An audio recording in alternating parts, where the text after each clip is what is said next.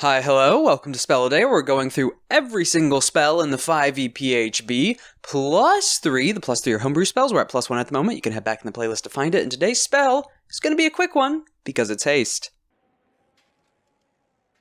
Third level transmutation, casting time of 1 action, range of 30 feet, components for balsamic material, a shaving of licorice root.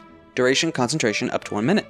Choose a willing creature that you can see within range. Until the spell ends, the target speed is doubled. It gains a +2 bonus to AC, it has advantage on dexterity saving throws, and it gains an additional action on each of its turns. The action can be used only to take the attack, one weapon attack only, dash, disengage, hide, or use an object action. When the spell ends, the target can't move or take actions until after its next turn, as a wave of lethargy sweeps over it.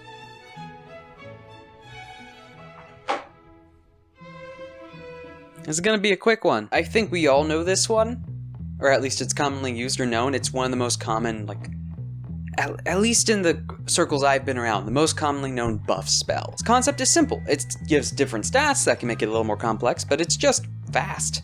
And not in the sense of Expeditious Retreat, which makes you run faster, or makes you move faster. It's the fact that this actually just makes you fast. Like, super fast. The dexterity saving throw and +2 to AC is all about dodging things Matrix style. Maybe not Matrix style, but you get being able to dodge it just through dexterity alone. A blow that would have hit you either glancing off your plate armor, your shield, or just merely dodging out of the way when in leathers. Not to mention, when it comes to just the running, your speed is doubled, which is already great.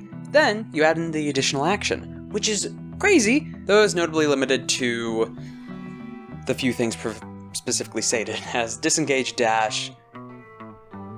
You can make a weapon attack, but only one.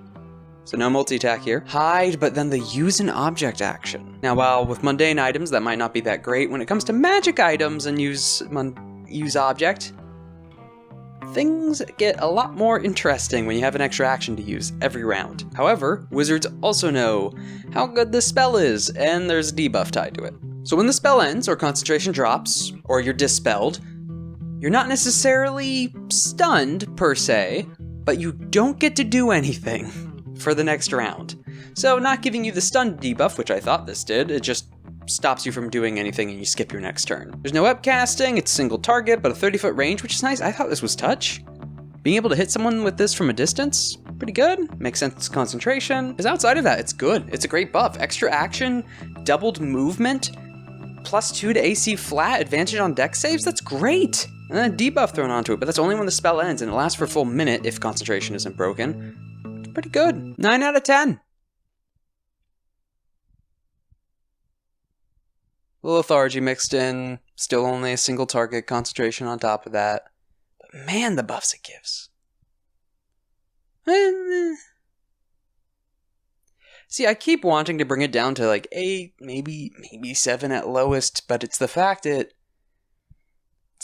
second action, which yeah, some more minor uses in combat, but it's the fact that you're then using that secondary action for another thing, where you could use your main action for a grand spell, some ritual, or an item or magic item. Same thing with the use object interaction. There are probably buff situations, racial abilities, class abilities I'm not thinking about when it comes to what can stack and break this.